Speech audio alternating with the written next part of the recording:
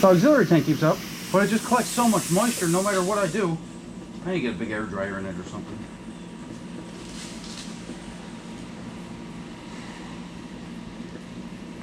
How much do you think this thing weighs? I bet you about 40 or 50 pounds.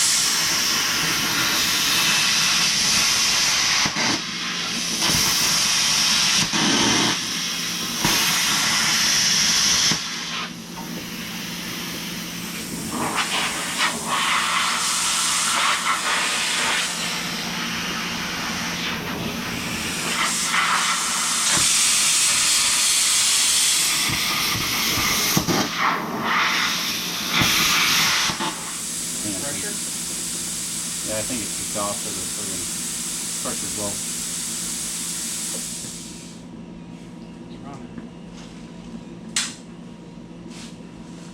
I drain the thing every day and it just collects so much freaking water in there. Oh, it's so fucking damp right now too. I need to get a good air dryer in it. Hey guys, it's Maddy here. I just wanted to talk for a second while Nick is cutting out that X-brace and cleaning up the frame. We appreciate that you guys follow us on social media. You like us on Facebook, follow us on Instagram, you're subscribed to the YouTube channel. It means a great deal to us. If you guys haven't seen it yet, I just want to mention that the new t-shirt design is up. It has the Dirty 30 and the spool bus on the back of it. And so we've got that t-shirt up for pre-sale. If you wanted to make that purchase, you can do it through our website, which is HustlinHorsepower.com. And on our website, you'll also see a list of the companies that we're dealers for. So if you or a friend or a family member needs some products for your build or your race car, message us and we will get you guys hooked up with the products you need.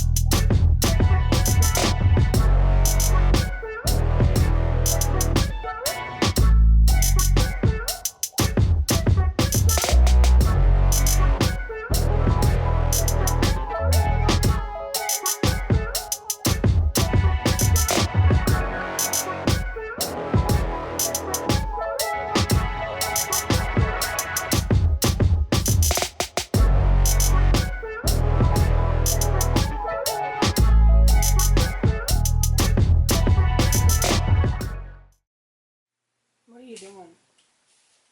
Replacing this section here. Why are you cutting in that, like, triangle-ish? So then it adds rigidity to it. Okay. So it fits like a puzzle piece. Okay. You know what I'm saying? Yeah. When you do a weld like this, this, this, and this, it's stronger than it's supported on the metal too, and not just the weld. Mm-hmm. You get it? Yeah.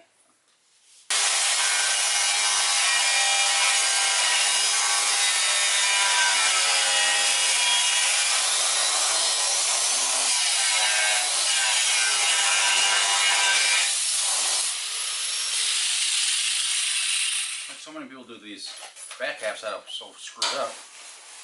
All I do is insert a. I just butt weld everything. And you're 100%. Like I'll do a diamond in here anyways. Like a diamond weld, so it's kind of go like. Mhm. Right. Yeah. Then I'll drill holes in here, and it'll be spot welded. And probably 2 or 3 spots. So you have your border weld, and then you have your spot welds that fuse the two pieces together. Can I get that jack under here? I'm gonna support this just slightly. This one? Yeah. On this side or that side? On this side. Underneath? Yeah. I guess I'll do it.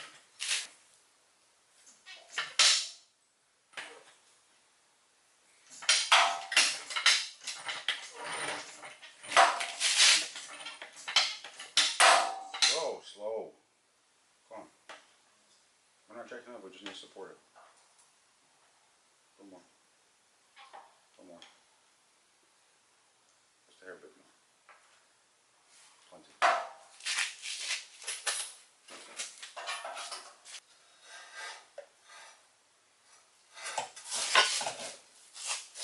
I mean, I made it pretty freaking symmetrical, but we gotta make sure it's right. This was the bottom. I'm building this car for your safety, not my safety. Because I could drive.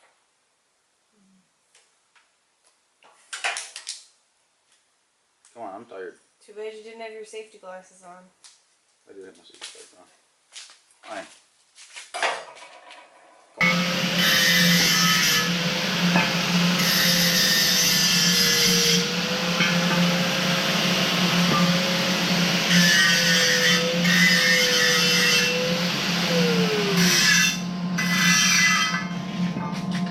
Why are we doing this? I don't like it.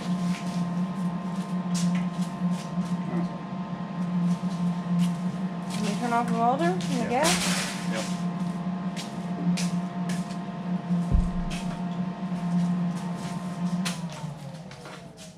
Where's the other piece? I don't know. Over on the table.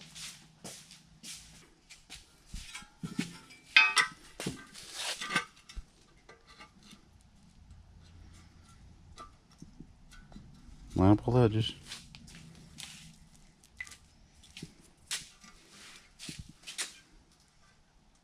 There we go. Well, I didn't mean to. My finger got stuck in it. How about put it on the workbench so you don't look like an idiot? Because you sat here. And give me all that list of the things that you've done.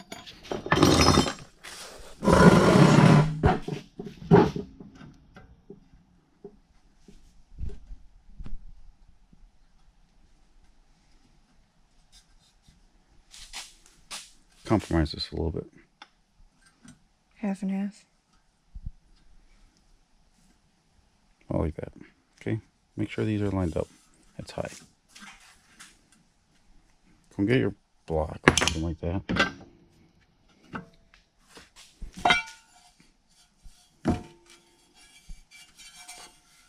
Actually, it's best to put them on their sides.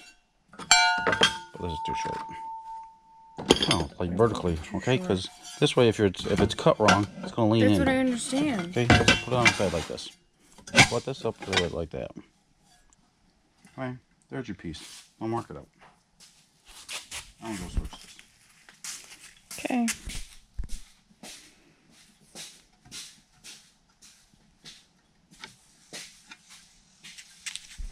Ow! Myself on a heavy piece of wood.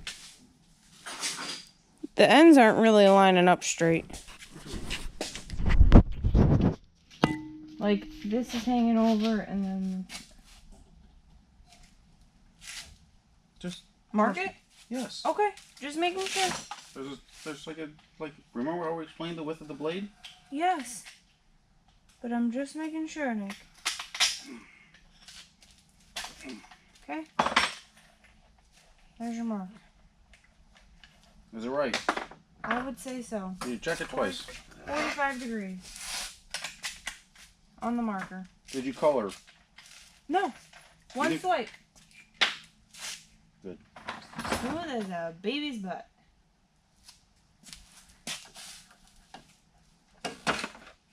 Alright, you get up.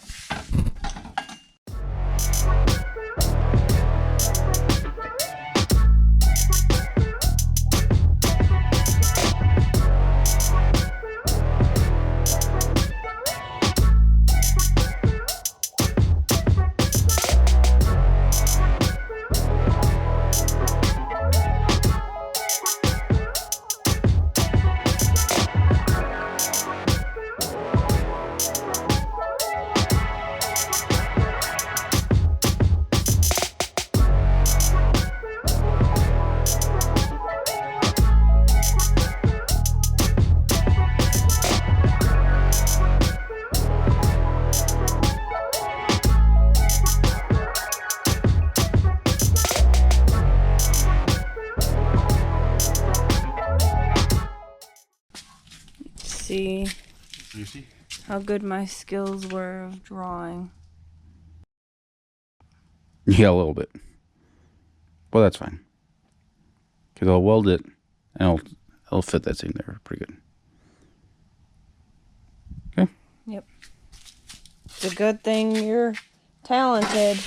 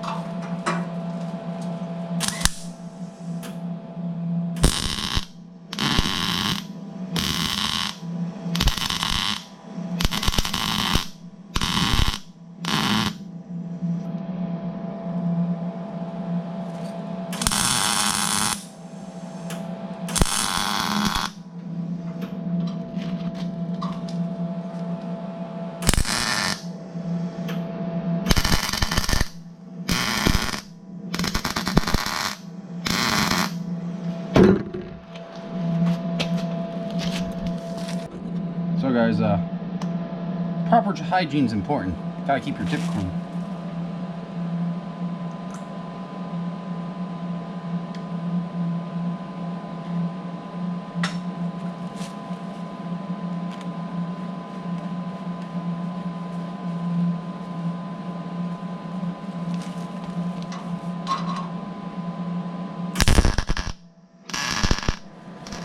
So guys, to explain what I did here is this was all absolutely butchered from the previous people. I think they tried to put some type of steering box in it. So this was all splatter welded together. And it was all cut up, notched. It was a disaster.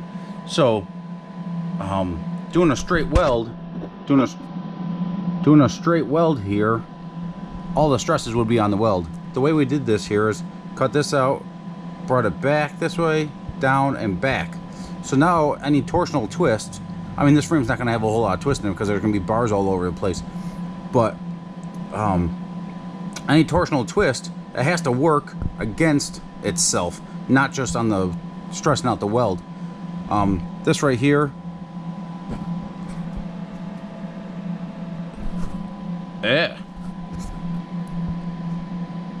I had to adjust my wire speed a little bit there. I switched the style of welding, but hey, whatever.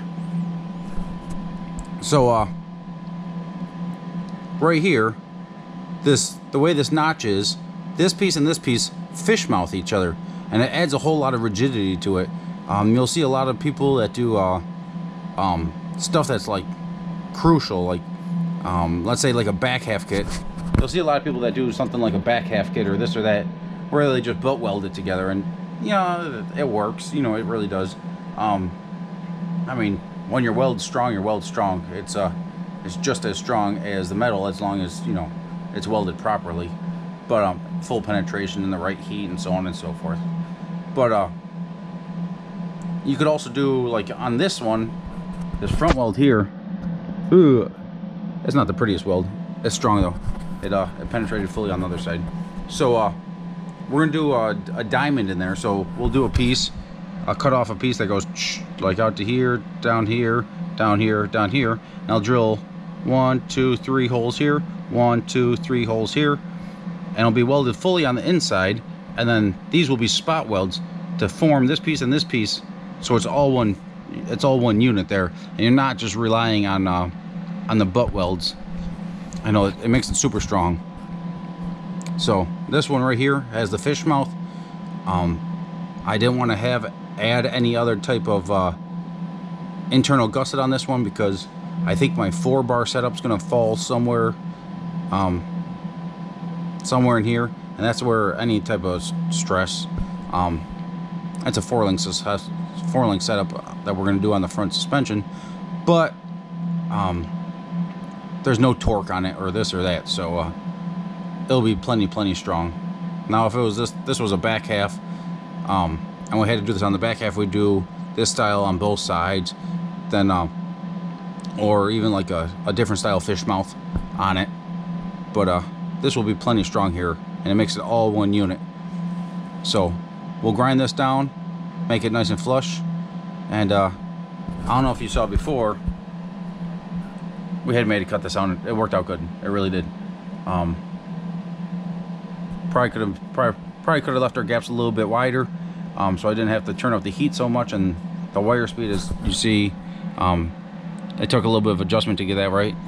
I adjusted the welder a couple times, and you know, we got these welds how they're supposed to be. These ones that have a little too much wire speed for the heat that I was giving it. That's why they're raised up as much as they are. But this right here has a really good penetration, and it's a real good fill. But you know, when you're doing stuff like this, it's you gotta adjust your welder a little bit. You gotta adjust your welding style, and you just gotta go back and forth. And the more apt you are to stand up and change it, the better your welds are gonna be.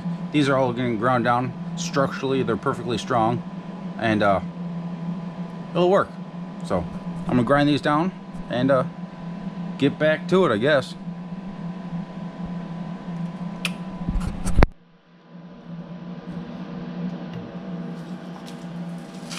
So guys, you'll see I have a whole crap load of these grinders. I'll show you in a second. A whole crap load of these. I usually keep one with a heavy grit, 36 grit, 4.5-inch flat, or a sanding disc on it. I usually keep one or two with flap wheels on it, a couple with cutoff wheels. I usually change them, so I have one big cutoff wheel and one small cutoff wheel, just so the radius is a little bit different. When one starts wearing out, I flop it to a big one and leave one as a small one, depending on what type of area I have to fit in. And then I usually keep one on a grinding wheel, but I don't use grinding wheels too much. I much prefer these really heavy grit sanding discs. They'll cut down stuff pretty quick as long as you put it in the effort.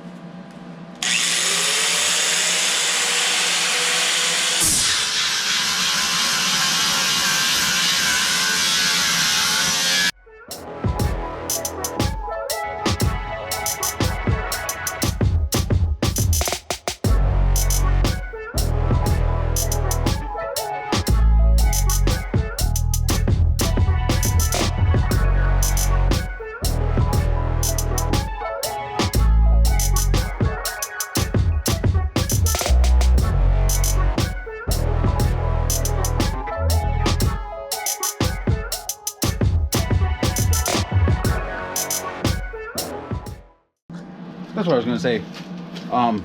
Guys, these sanding discs are cheap, like cheap. In my opinion, it's not worth, when they start slowing down on their cutting ability, take them off and toss another one on.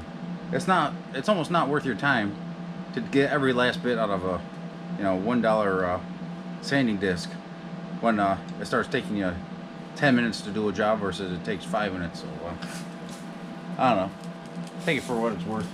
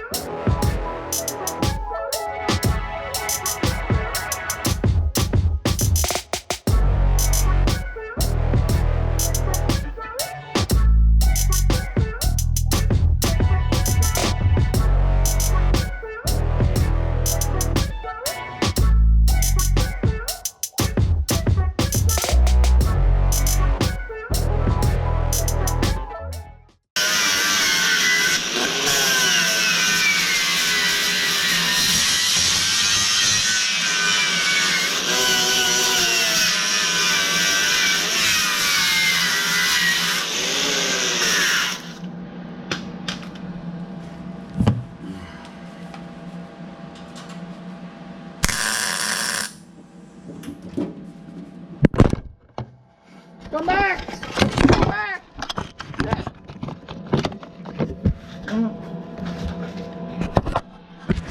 You there?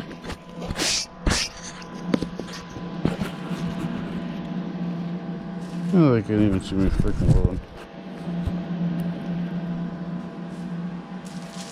Grinding. Grinding for days.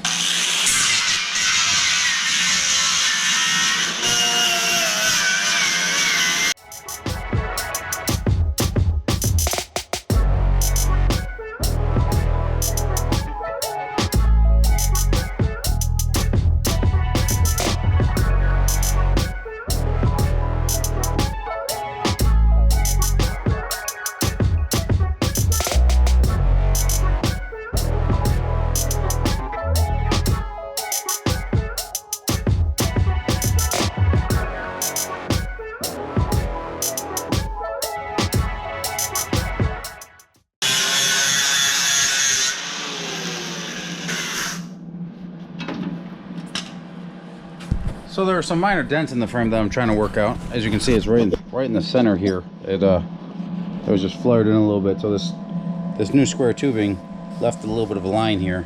I might just turn the welder down and just fill this in just for aesthetics looks, just flare it out, because the factory frame has a slight contour to it, but it won't be noticeable once we're done with it. But I'm thinking just turn the welder down and just give it a little bit of a flare there. Make it all work.